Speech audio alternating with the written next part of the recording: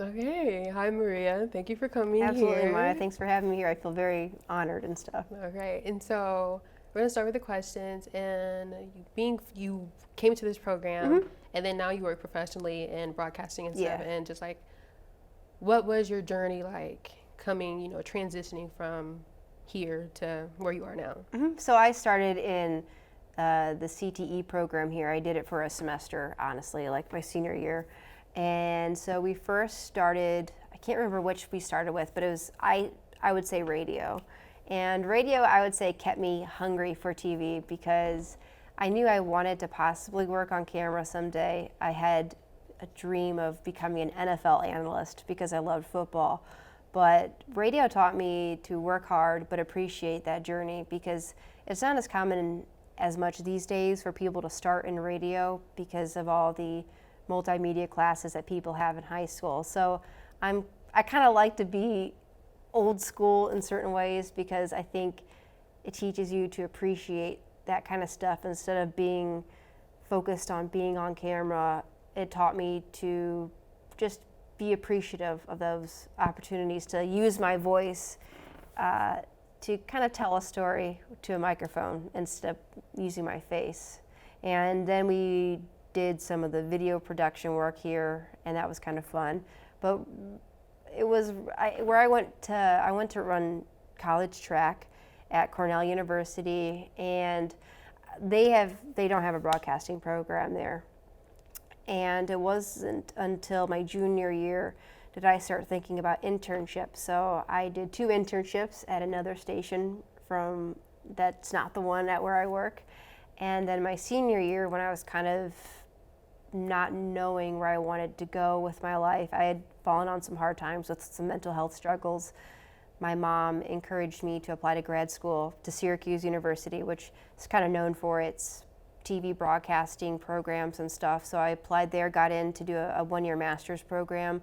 And at the same time, that last semester I was at Cornell, I was able to join the campus radio station, which I did the weather and the news blurbs. So it made me just to be, again, appreciate what you're able to do, and not to get greedy about those experiences, because I definitely wanted to be on camera. I'm not going to lie about that, because I also wanted to major in theater when I was in college, but it wouldn't have worked with my track meets, my coach said. So yeah, there's definitely the aspiring actor in me who enjoyed possibly being on camera. So I just think, as I would learn from my graduate school professors at Syracuse, some of whom used to work for some of the major news networks, just very important to try and let your work speak for yourself, because there is an adage or something that, you don't let the right hand know what the left hand is doing. I can't remember how you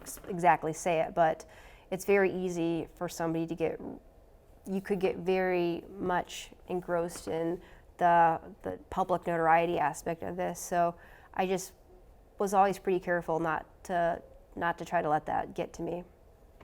And then ultimately, I had an internship at WNDU that was a part-time paid job in graduate school, and I kept in touch with the news director there, and I felt really called to kind of switch gears from where I thought I would work. And so I really knew that I wanted to work at WNDU someday. And I feel very grateful that the news director saw something in me and hired me out of grad school. All right. And so you being from South Bend, like, do you feel that really gave you like an advantage of like reporting? Absolutely. Yeah, because some of the places from where I report, that could be my street, or it could be my relative's street, or my other friend's street, or it's hard not to go to an area of town where I don't know somebody. But I also feel, because of my involvement in sports growing up, whether it was grade school or high school, I just feel like every place where I report, it's my neighborhood. And so I feel that gives me a level of comfort, and some of the stories I cover aren't too, they can be tragic. So I know a number of those first responders, and I definitely believe that it's been an advantage. It's given me an advantage, but there's also, it can be difficult separating maybe your personal life from what you got to do on the job, because you're from here. So maybe you might want to really go to a relative's birthday on the weekend, but you have to report and you can't get that time off, or you have to anchor. So that can be the hard part, is knowing, you know, you have the easy access to your relatives and friends, but you can't always spend the time with them because you got to work. But, you know, it took me a while to find that balance, but I guess it's better to find it at some point than never. Yeah, right. All right. It says, can you like share any like hardships you went through, or like any challenging things you went through in your life that like really shaped you to the person you are today? Absolutely. So one of the reasons why I got into television is my parents were going through a divorce at the time, and that's not any slight against them, but when I watched the TV news, it was kind of therapeutic for me. I felt, I was an only child at the time. I'm the only child between my parents, so watching the news I felt like I had some, you know, additional constants in my life to kind of distract me from that thing that is, you know, going through your parents' divorce, because I think that's hard for maybe most kids, and it was certainly a challenge for me. So it was actually that challenge that I went through growing up when I was 8 years old that made me sort of want to pursue going into TV news someday. And then I would say falling and struggling with binge eating in college, because I went to college to run track. I had some big dreams going into college track. I mean, I went to college to earn a degree, and I wanted to go to a Division I college where I knew I would be challenged with my running. So it was when I started to struggle with binge eating, and I would try to come back every year, but I would get, you know, triggered by something or whatever, and I would gain the weight, and then sometimes I would healthfully lose the weight, but then there was other times I had struggled with anorexia because I was doing things just not the right way. But and I would struggle with binge eating until, I would say, till the second half of my career here at WNDU, and it was very, very hard, because some might think, oh, you felt the pressure. You must have felt the pressure to be thin on TV. No, I didn't. But I just wanted to feel like I could make healthy choices for myself and not feel so governed by what was really an addiction to food. I used to eat spoonfuls of sugar to feel high and to feel happy, and that's not logical. I've heard the definition of insanity is doing the same thing over and over and expecting the same result, but it wasn't until I met this person. They're my spiritual director. It's a priest, actually, and they really helped me to identify what were some of the reasons that led into my binge eating, and trying to find ways to manage that. But also, I have a psychologist who's been in my life for, honestly, going on 11 years, maybe 12 years. I've lost track, but those two especially. And having other people, whether it was at work or people outside of work, who are willing to listen to me when I felt like I was about to binge eat again or relapse. They've been really helpful in allowing me to overcome that, and I'm really kind of proud, but really grateful to say I haven't binge eaten on food in over 4.5 years. I mean, people will say they binge on food, and they might say, oh, I binged on cookies, which maybe they ate 6 cookies. I'm like, I think you just overate on cookies. Like, that can happen, but a binge is something that's like out of control, and it takes over your life. So I have to say I'm more proud of finding a way to manage and overcome binge eating than I am with anything in my life, because it's allowing me to go into this next chapter of my life, which is going to be ending soon at WNDU, and I'll be moving out west. So I'm very grateful for that. And speaking on that, like, what led you to move to Arizona? Because I know it's going to be like a lot. Yeah. I'm sure leaving WNDU is like taking a toll on you. And like, what do you look forward to for your future? I look forward to doing things that maybe I couldn't do in the past because of those binge eating struggles, and being able to kind of just, when I say throw caution to the wind, just being able to say, why not? It's been really crazy in the last year. I've been able to do some special stuff with my running, and that stuff I felt like I dreamt about doing, but I didn't really know if that would be exactly possible. I mean, I knew it was kind of possible, but I guess I was so focused on just trying to make it through every day, because I also have some struggles with some other mental health stuff that it can kind of, in a sense, it's not, I don't want to say it's a blessing because it's not that way for everyone, but those kind of things can make you just focus on getting through every single day instead of like being obsessed with the big picture. But I don't want to give away too much with some of the hopes and aspirations I have for myself, because I just really I don't want to put a target on myself. Not that I think I would be a target to other people, like expectations, but I just want to let my work speak for itself, and I just want to work hard maybe with my running and see where that can go. But I think it's definitely safe to say I want to see what's left in my legs in that kind of sense, because I wasn't able to do that in college. But it's kind of crazy. I'm 32 now, and I'm faster in some ways than I was in high school. So of course, I know things like that. Every day is a gift, and you hear that a lot, but you never know what could happen. So that's something I would like to do, is just to see what I could do with my athletic ability and hard work. But also, I've never lived outside of South Bend except for when I went off to New York State to go to college. So I'm really looking forward to just kind of more solitude, because in Arizona, there's a lot of like open space and opportunities to hike. So I'm excited to have more, I guess, say, alone time. And some of my people might be surprised to know that I'm quite introverted, but I mean, I could do conversations like this, but that's also because I know I'm on camera and I'm not supposed to be shy right now, so I can overcome that. That's the inner actor in me. And I don't know, maybe I'll meet the man of my dreams in the desert. I don't know. All right, and like, speaking on like how you were saying earlier when you were talking to our class about how you cover like a lot of like sad stories, has like that specifically ever like taken a toll on your mental health? There was yes, kind of, but not so much. There was a time, I remember 3 weeks in a row I covered death, and I was, I think, so tired of it. I said to the newsroom, I'm like, look, I can't, I need a happy story. I cannot take this. I cannot take another story about death. And I'm like, this is too much for me. So I would say that. That's like the most salient experience I can think of. But I mean, I say this in a way to put down the experience of people who've lost loved ones whose stories I've covered. But since covering tragic stuff quite a bit, I think you learn how to process that and deal with it. I think part of it's because my friends and I at work, we really like to have fun.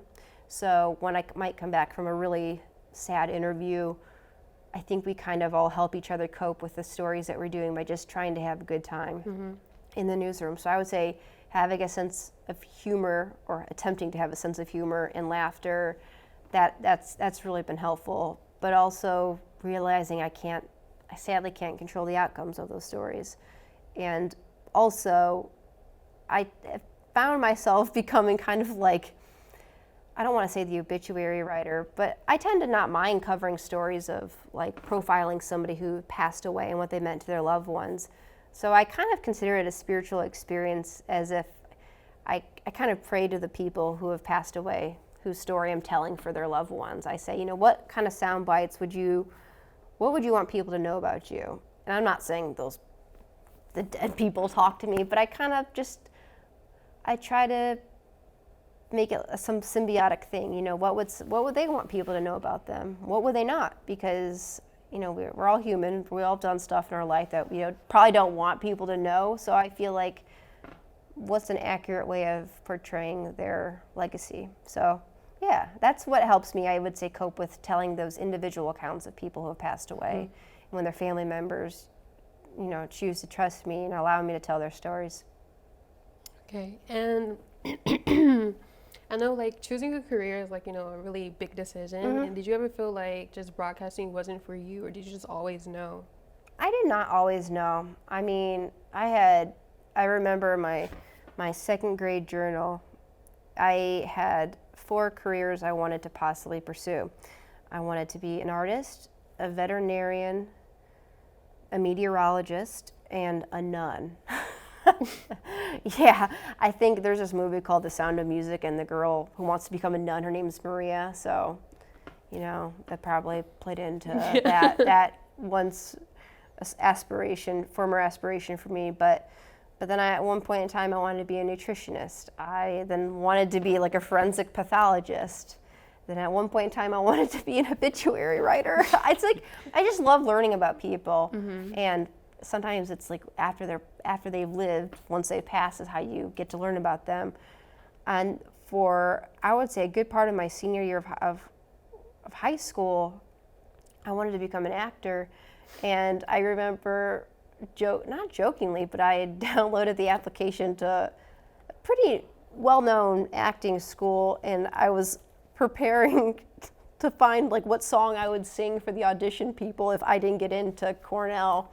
So I think my mom's happy I didn't become an actor, at least at that point in time, because she didn't want me waiting tables in Manhattan after college and stuff. So I really wanted to be an actor, and I don't know, I'm not gonna lie to you and say I wouldn't want to ever do that someday, because I just love to try to give people joy, because I know what it's like to have to go through some struggles in life, and sometimes whether it's watching a TV show or a movie or even live television, it can really kind of help take people out of the suffering that they're going through. So yeah, but I haven't always known though. Okay. All right, and for my last question, it's just, do you have any advice for someone who's like maybe struggling with mental like illnesses, or just in general just feel like they want to give up on something? Yeah. Do you have any advice for them?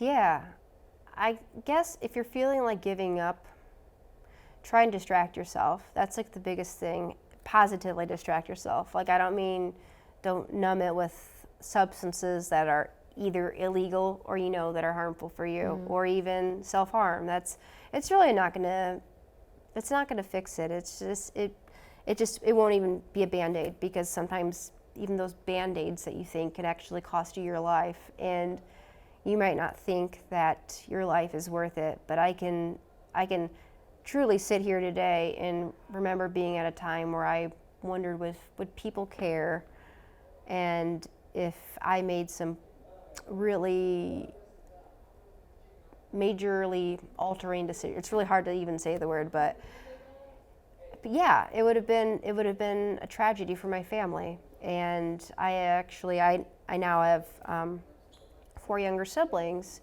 and it would not be a good example to them to show them how to deal with whenever they encounter a hardship in their life. And so that really helped me, is to think of it's sometimes you want to think beyond yourself. And I think we all would like to have that opportunity to be a role model for somebody, because somebody's been that for us. So I think of somebody who might look up to you, and think of, would you want that to be something you want them to replicate if they're in a hard time? And I'm sure you wouldn't, because you probably love them. And I also, something that's really helped me is finding glimmers of, whether it's glimmers of hope or whatever, but like trying to finding joy in the smallest of things. Sometimes for me, it's like I'm listening back to interviews I've done, or I think back to when I was really struggling with my mental health, and I just start laughing about like how I looked or how I asked a question in an interview, and I just make fun of myself. Like, so it's that, or for me, music has really helped to save my life. So sometimes maybe play a song 15 times until you feel like that pain is kind of subsided. But it's possible that pain may come back, but just know that it's kind of like, I don't know, think of like weightlifting. You don't automatically start bench pressing a ton of weight. You kind of work up to that point. So it's kind of like, once you find one glimmer of goodness in your day, I think that helps attune your mind to find other good things. And it's kind of like, filling up a jar of it. And it's really just being willing to find hope in anything. That was good. Thanks. All right. All right, that's all the questions I have, though, and I just want to thank you for the opportunity. Yeah, absolutely. I'm honored that you guys want to hear from me. Oh yeah, it was really nice, and I wish you the best of luck. Thank you. Appreciate it. Yeah, and so that's all we have for today. Perfect.